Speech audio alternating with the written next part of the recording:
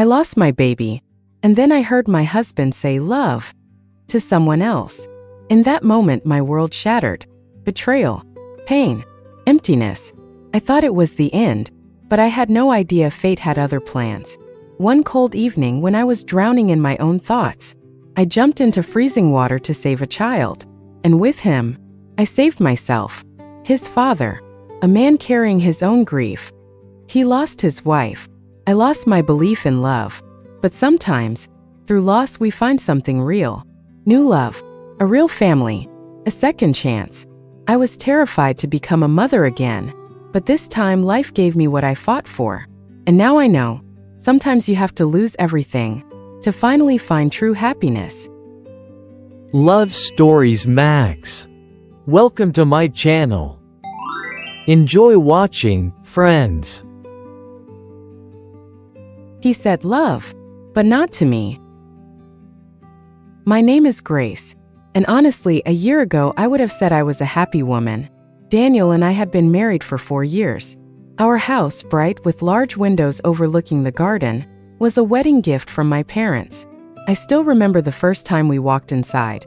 It smelled like fresh wood, paint, and some kind of new life that was just beginning. I worked remotely as a landscape designer. I created gardens for other people. I drew harmony, comfort, beauty for them. And sometimes I caught myself thinking that our own garden was the most beautiful of all. Daniel worked as a hotel administrator. He came home tired but always smiling. At least he used to. We drank coffee together in the mornings in the kitchen by the big window. He would always place my cup a little closer to me because he knew I was still sleepy and might not reach it. Those were small things, but love is made of them. That day I woke up feeling strange. The world felt slightly blurry. My hands were cold, and my heart was beating faster than it should.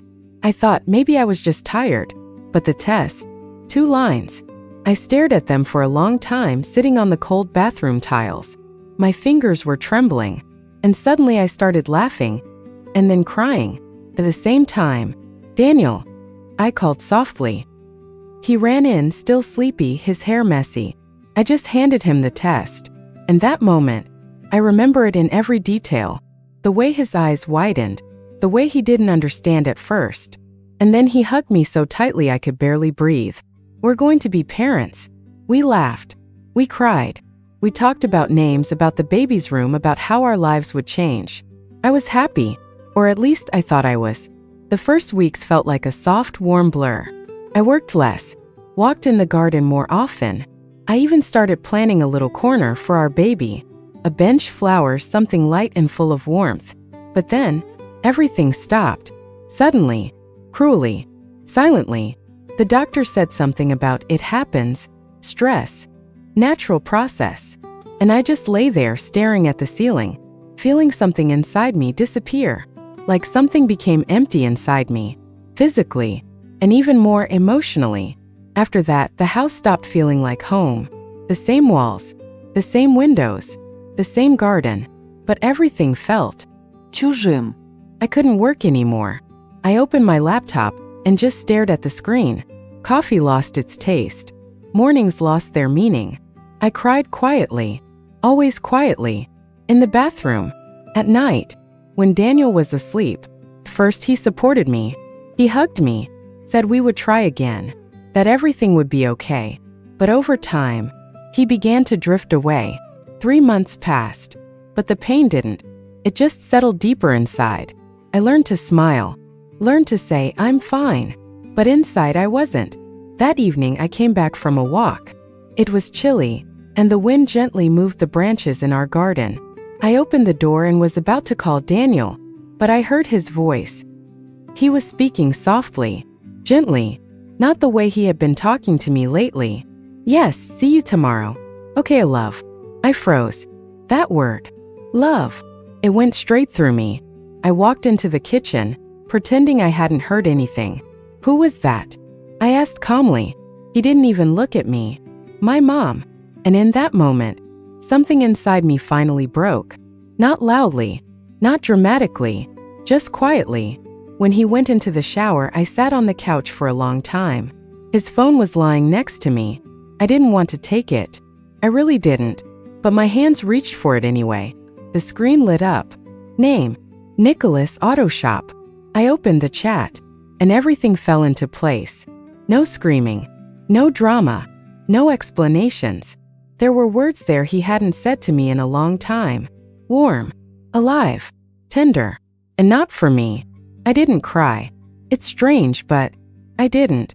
I just sat there looking out the window, at our garden, at the bench I had planned for our baby, and suddenly I understood. Daniel was no longer mine. Maybe he stopped being mine the moment I was lying in that hospital, maybe even earlier, and I just didn't want to see it. I didn't make a scene. I didn't scream. I didn't accuse him, because sometimes the truth is so obvious that words are no longer needed. That evening I made myself tea, sat by the window, and for the first time in a long time, I allowed myself not to hold it together. The tears fell slowly, quietly, but this time there was no panic in them, only exhaustion, and a strange new feeling, an ending, and maybe this ending was the beginning of something else. I was walking along the waterfront, empty, just wind and seagulls, and their cries somehow turned into words in my head. Grace, you're a failure. Grace, he's betraying you. I knew it wasn't real, but pain distorts everything. I hugged myself as I walked, tears slipping quietly down my face, and for a moment, I thought maybe I just wanted to disappear. Not die, just stop feeling. Then I saw him, a boy, maybe 12, sitting alone fishing at the edge. So small, so alone. I paused, and then he cast the rod too hard. Slipped. Splash. No, I didn't think. I threw off my jacket and jumped. The water. It was ice, like knives cutting into my skin. I couldn't breathe. My chest locked. But I saw him, struggling, drowning, and in that moment, I forgot myself. I dove, grabbed him. He pulled me down in panic, and for a second, I thought, we won't make it. But something inside screamed, fight. The way I wanted to fight for my baby, the way I never got to. And I fought, through pain, through fear. I pulled him, to shore, to life. I don't remember how we got out, just falling to my knees, and him not moving. No, please. My hands shaking. I remembered the training. CPR. Once. Twice. Come on, please. My heart breaking. And then, he coughed. Water spilled from his mouth. His cheeks turned pink. I cried. Not from pain. From relief. Who should I call? I whispered. Dad. He was freezing. I dialed. Hello. Cold voice. Your son, he's okay. But please come now, waterfront. Silence. I'm on my way. And he was. Fast. Brakes screamed. A luxury car. A man rushed out. Strong. Intense. My son. They grabbed him. In the car. Now. Then someone grabbed me. You too. You're freezing. I tried to speak, but the world blurred. Sounds faded. Darkness closed in. And the last thing I remember, warm hands, and a voice. Stay with me. Then nothing. I woke up, like rising from deep darkness. Slowly, my eyes felt heavy, my head slightly dizzy. I was lying in a bed, wrapped in a soft, warm blanket. The room was beautiful. Bright walls, large windows with light curtains, sunlight gently filling the space, flowers on the bedside table, real ones, soft, alive. Where am I? I stood up slowly, my legs weak, and walked out, and then I saw him, the man, standing by the window with a cup of coffee. He turned when he heard me. You're awake, he said softly. His voice was different now, warmer. I'm Jacob, Anthony's father, the boy you saved.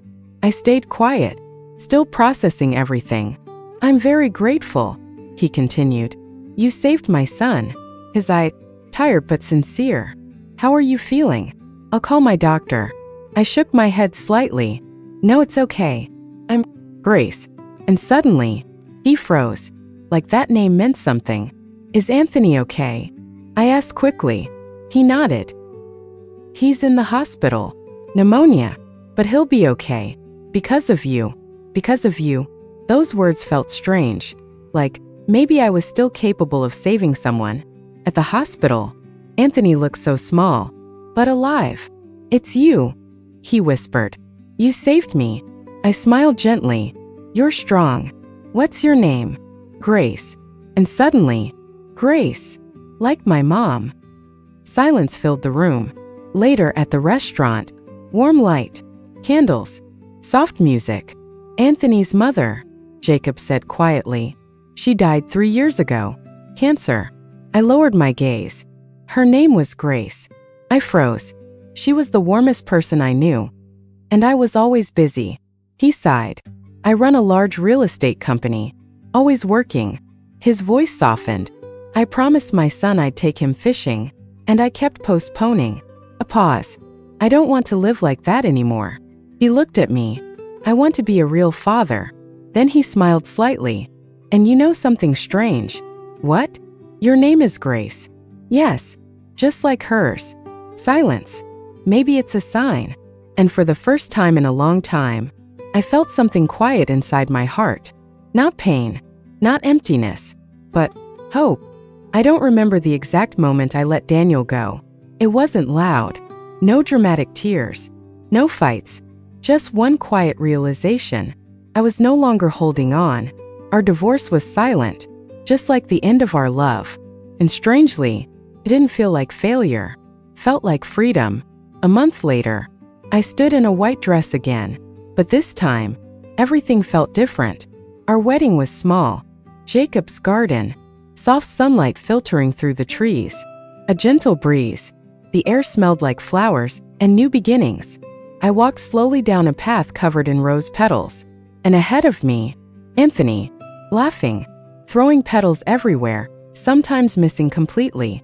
"Dad, I'm trying," he shouted. And I laughed, truly laughed. Jacob stood by the arch. His eyes never left mine. And in them, there was something I had been missing. Peace, certainty, love, quiet love, deep love. When I reached him, he whispered, "I can't promise a perfect life, but I promise to always be there." My voice trembled. "And I promise to never be afraid to love again." We exchanged rings, and something inside me finally healed. 3 months later, 2 lines. Again, my heart raced. But this time, joy came with fear, deep fear. I was afraid to lose again, afraid to hope too much.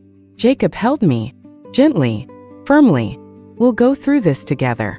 And I believed him. The pregnancy felt like walking on a thin thread, between fear and hope. Every heartbeat mattered. Every moment felt fragile. And then, the day came. Lights, voices, and a tiny cry. "It's a girl." I cried, holding her, like she was the entire world. Because she was. Anthony stood next to us, serious, thoughtful. "What's her name?" I asked. He thought for a second. "Olivia." "Why?" He shrugged. "Because she feels like something bright."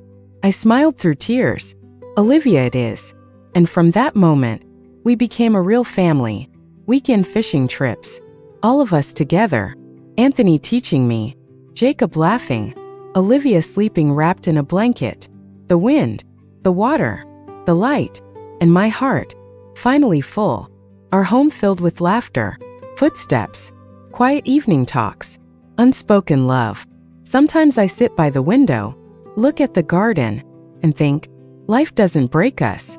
It redirects us, takes away what we thought was forever, just to give us something real, deeper, warmer, stronger.